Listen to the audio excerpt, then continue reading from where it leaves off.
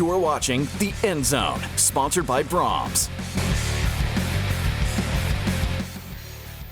Welcome to another edition of The End Zone. I am Colby Daniels, along with my co-host Camyrn Johnson, and joining us this week from 107.7 The Franchise, he is Matt Burton.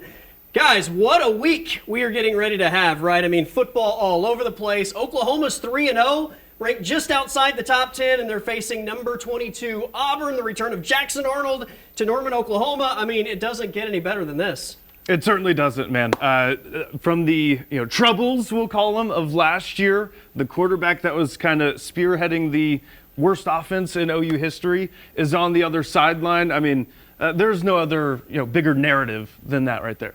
Yeah, I mean, this is one of those instances where the game itself is entertaining. It's going to be fun to watch. One of the top offenses against one of the top defenses. But then you add in that element of Jackson Arnold coming back in Norman. I mean, that's a game that I just know is going to be so fun to just take in.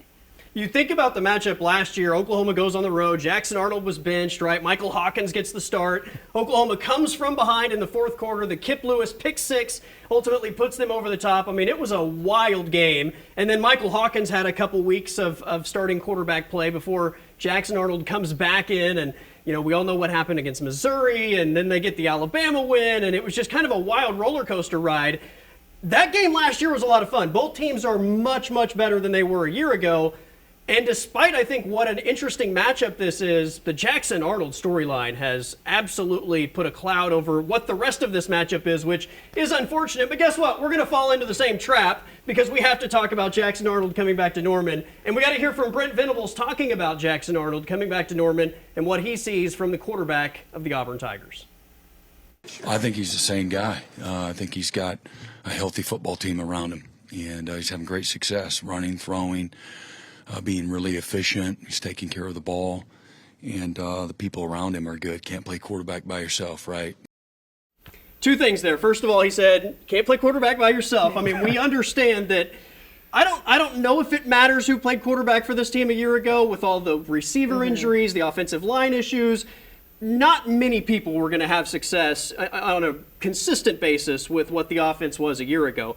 That said, he also said no turnovers so far this year, right? Jackson Arnold had a lot of turnovers last year. And look, Michael Hawkins did as well, right? But that's probably the biggest thing is he's taking care of the ball so far. Yeah, I mean, I think the interesting part about that, like he's the same guy, quote, got a lot of play. But, I mean, I think he followed it up. I don't think it was really a dig. It was just, hey, this is kind of what we expected Jackson to look like if the circumstances around him were a lot better. So, I mean, he's done a lot better job this year, watching some of the Auburn games against South Alabama, Baylor, taking care of the football, man. That's kind of all OU fans were asking for last year, and it couldn't happen. But I'm looking forward to OU defense hasn't forced a turnover yet this year, and Jackson Arnold hasn't turned it over. It feels like something is due there. Yeah, it's one of those things in the new world of football. I feel like, it's a fun thing from a fan standpoint to have your former quarterback come back, antagonize him a little bit. But, I mean, like Brent Venables said, it's all love, and, sometimes you have to go to a different place to really find your success. That said, it's going to be fun to watch, especially, the conversation with John Mateer on the other side of the ball. He mentions you can't be quarterback on your own. With the offensive, this one is going to be a lot of fun. I don't know if they're going to try to let Jackson do something big early on and maybe shake off the jitters, or if they ease him into the game. Maybe they try to run the ball out of the gate and don't put too much on his plate until he settles into the game. Either way, he's going to face, by far, the best defensive front that he's seen this entire year. He's going to face a defensive coordinator that knows what he struggled with a year ago, and simultaneously, I don't think he's the same guy that he was a year ago. There is no way you deal with the adversity that he dealt with last season, and you don't in some way grow from it. So I do think that mentally he's got to be on another level from where he was. Does that level supersede what the OU defense is going to put on the field on Saturday? That's where I maybe have hesitation. Right. I mean, confidence is a very powerful thing. And it looks like Jackson Arnold is playing with a ton of confidence right now. Not so much through the air yet. He's kind of been, just through the air, done what he's been asked to, which hasn't been a whole hell of a lot right now. So we will see. I mean, I don't know. I'm expecting a lot of run game. I feel like this might be the Michigan game 2.0. Agreed. Yeah. I mean, you mentioned you don't go through that kind of adversity and not grow from it. Not that the defense defense was pretty good last year, but I mean, they also look super stout right now, one of the top in the country. So it's kind of like both teams have also gotten a little bit better. So I don't know.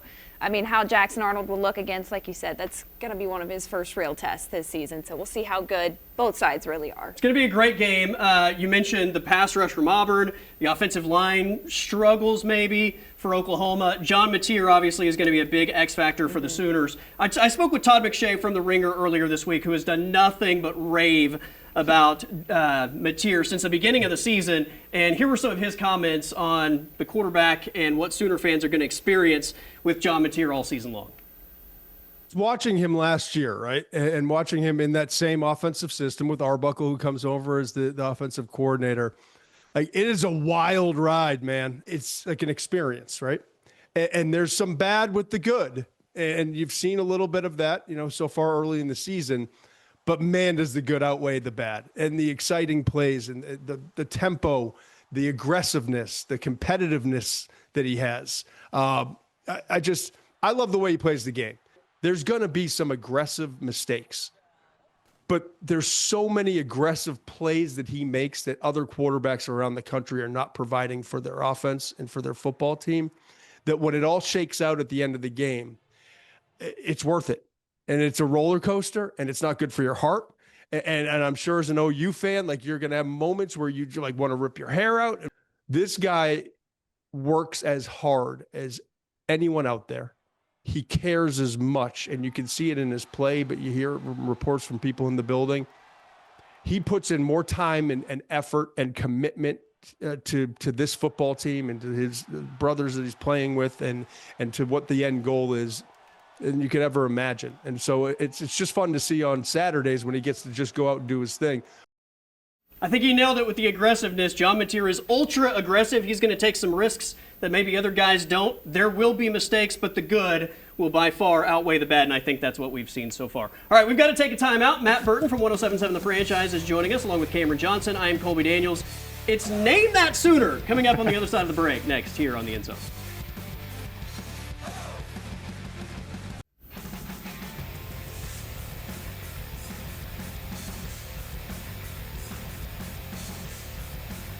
Welcome back to the show, along with Camyrn Johnson. I'm Colby Daniels. Matt Burton with 107.7 The Franchise is our guest. All right, we're going to play a little game that I like to call Name That Sooner.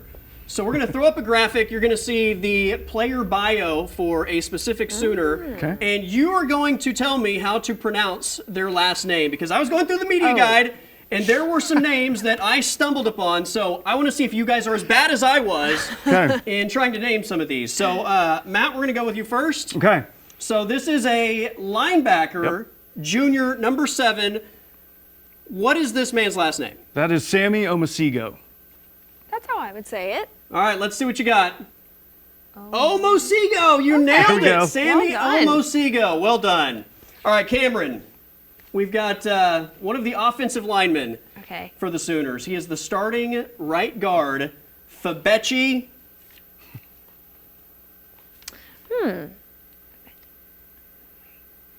What are you going with here? I'm going to go, is this one of those things where the N is silent? I'm going to say Waiwu or why? Okay, that's close. Yeah. That's close. Let's see what we got.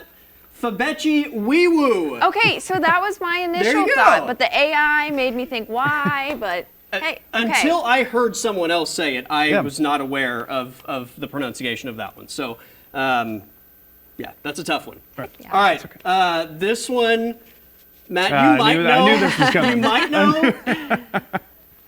know. This is Adi Bowerway. Okay. Adi Bawore. Oh man. Okay. All right. Well, I mean, it was close. I've listened. I'm going to blame PJ on this. Okay. I've listened to him pronounce his own name multiple times. Oh, you're just doing the accent then, maybe. So I'm just I'm just doing that. I'm just doing that. You're using his accent I'm as shifting part of blame. I'm shifting blame. All right, let's stay on the defensive line because this one is also one that tripped me up. Okay, let's see. Loloea. Close. It is Lolohea. Oh, okay. Lolohea. Okay. I thought it would be Lolohia, but yeah. I mean, you were really close. I'll All take right, it. Camyrn, this is one I would assume you already know. Oh, okay. Matt, one of the new wide receivers Yes. from Arkansas. I've heard it, Isaiah Satania. Yep. I think you nailed it. Yep. Nice. Satania. There we Yeah. go. I The remember. G is silent. I remember when I first heard that name, everyone, even the coaches were calling him Sategna, and Yeah, everyone yeah. was like, how do you actually say it? And then, I just called him the transfer from Arkansas for most Fair of enough. the summer. That works. So, That yeah, works. there you go. All right, starting center, Troy Everett now out for the season. Jake, who is now the starting center?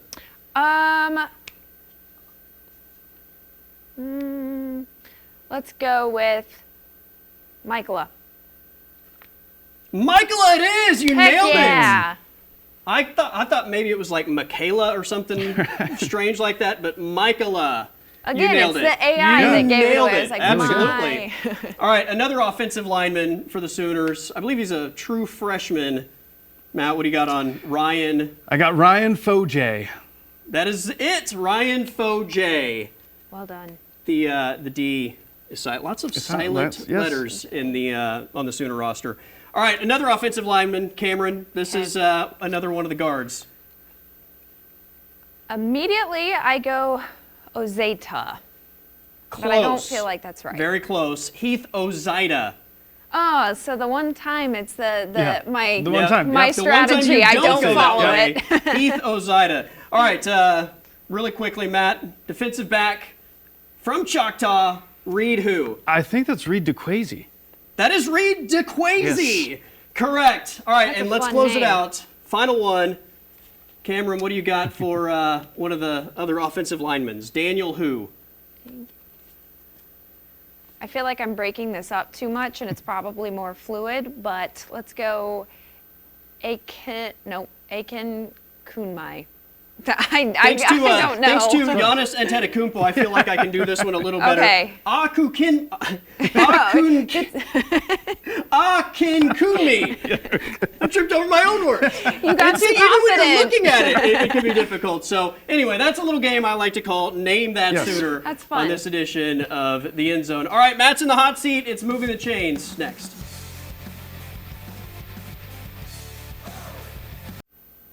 All right, welcome back to the show. It is time for Moving the Chains. Matt Burton from 107.7 The Franchise is our guest. Matt is no stranger to Moving the Chains. You've done this twice now, so this is trip number 3 to Moving the Chains. The first time was probably the closest we've Yeah. ever been to somebody not, in fact, moving the chains. So you did redeem yourself. I did, but first the second impressions time are around, but everything. First impressions you know, last yeah. a long, long time, so hopefully we can put that in the rearview mirror. All right, 1st and 10. Should OU fans boo Jackson Arnold? I've heard this debated all week long. Right. Yes. He is the opposing quarterback coming into Owen Field. Yeah, you boo the opposing team. Yeah, it's kind of like the storming the field thing. It's like, oh, act like you've been here before, be classy, but it's fun. I'm going to go, let's go pick up a 4 on that one. Okay, I like it. it. Like, I don't think you have to necessarily just be like, oh, look, it's Jackson Arnold. Boo! Right. Yeah. But you're not going to cheer for the opposing No. quarterback, and if he's Right. doing something, you're going to be like, no, I'm not rooting for that guy. Like, Exactly.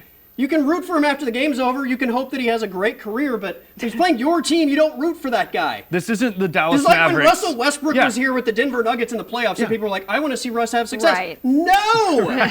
He's playing against your team. That's so insane to me. All right, 2nd and what, 6? Second and All right, six. 2nd and 6. Start one, bench one, cut one. Nico Iamaleava, DJ Lagway, Arch Manning. Okay. I think I have to cut Nico Iamaleava. We got to cut him. I will bench Arch Manning, and I'll start DJ Lagway. I know he had a rough one. I mean, 5 interceptions. 5 interceptions.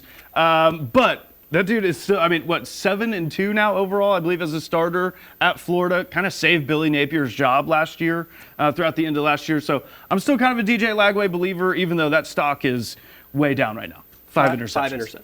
Yeah, I think the only difference I go is maybe start Arch. I mean, they're both, I don't know. They're undefeated. I'll go- I mean, You got Texas the- is I undefeated. think we all agree you got the cut right, for sure. Yeah, Yeah, Nico, I'm sorry. Absolutely, absolutely. Let's go gain of 3. Okay. All right, there we That's go. fine. 3rd Yeah. and manageable, right? Yeah. 3rd and 3. All right, there have been 21 quarterbacks that have started a game for Oklahoma since 2000. Only or actually I should ask, how many of those guys have only played at OU? Have only played at OU. Wow. Okay. So since no 2000. Since 2000. There have Since been 2000. 21 All starters. right. Jason White, Sam Bradford, Nate Hibble. No. Oh, Nate Hibble Nate played Hibble somewhere. started at Is it- Georgia before he Okay. came to Okay. All Oklahoma. right. There we go. See, I was a little lad Yeah, whenever Nate, yeah. Nate Hibble was taking snaps. Man, how many? I mean, it hasn't been one since what, Landry? Right? Like, gonna say- like, has there been one since Landry that just started a game? A few. A few, really? A few. Huh. All right, you ready for the list? I'm ready. All right, Jason White, Yeah. Paul Thompson, Yep. Sam Bradford, Landry Jones, Blake Bell, Right. Yeah, Blake Bell. Cody Thomas, Yep. and Michael Hawkins.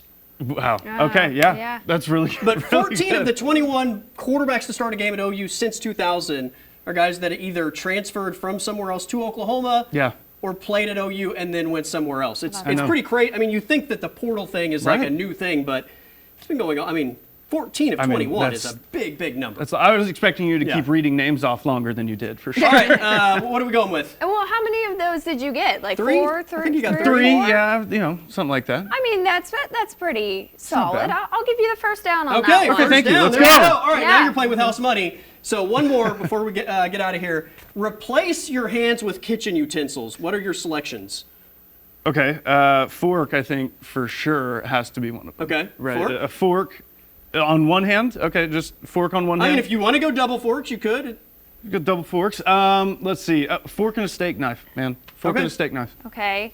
The only thing you might run into is if you need like liquids. I don't know, but I mean, you're gonna have that issue no matter what. yeah, There's that's gonna be true. something wrong.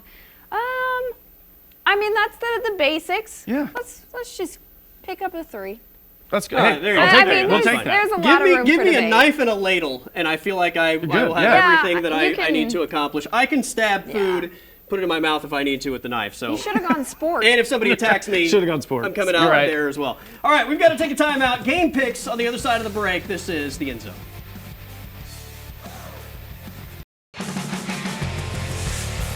Time now for the Brahms in the Bag Pick of the Week. All right, it's time for game picks. Hopefully you guys are more successful than the start of my game picking season. It's been a complete disaster, so my apologies to the 5 teams that I'm going to pick today.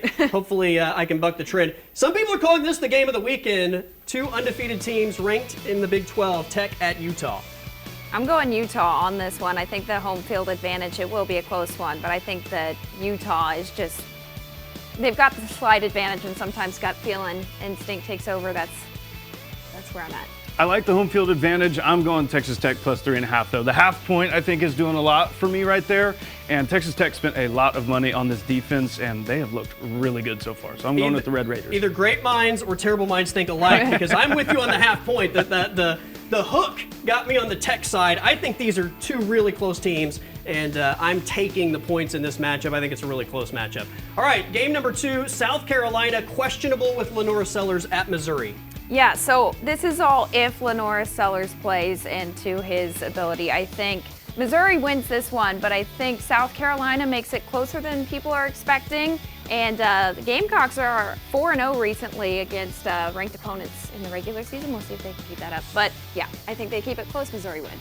I'm going Missouri. It feels like soap is in my mouth saying this, but I think Eli Drinkwitz has a pretty good team this season. Ahmad Hardy leading the SEC in rushing. I mean, he has looked really good, the transfer from ULM. So give me the Tigers. Missouri at home, maybe the surprise of the SEC. Give me the Tigers, and like Camyrn, I'm basing that on Lenora Sellers maybe not being 100% or not playing. So we'll see how that ultimately shakes out.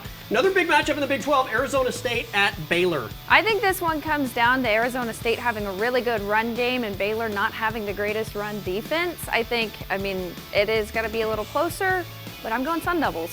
I'm going Baylor in this one, minus 2.5 at home. Arizona State, I'm sorry, you cannot lose to Mississippi State and have me take you seriously.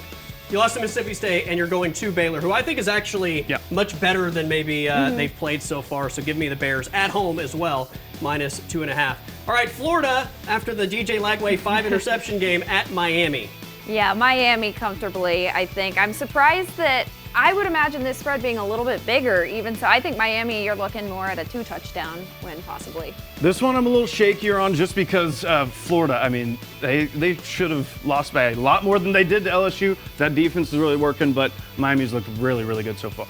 I've doubted Miami so far. I'm jumping on the Cane train. Hurricanes big. All right, OU hosting Auburn.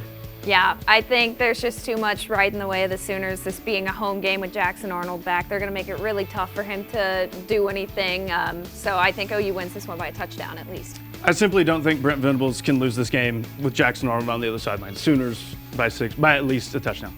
Close game. You said Michigan 2.0 earlier in the show. I completely agree with that. Low-scoring game. Sooners separate late, and they hold Jackson Arnold below his averages. All right, that is it for us. Everyone have a great weekend. We'll see you next week here on The End Zone.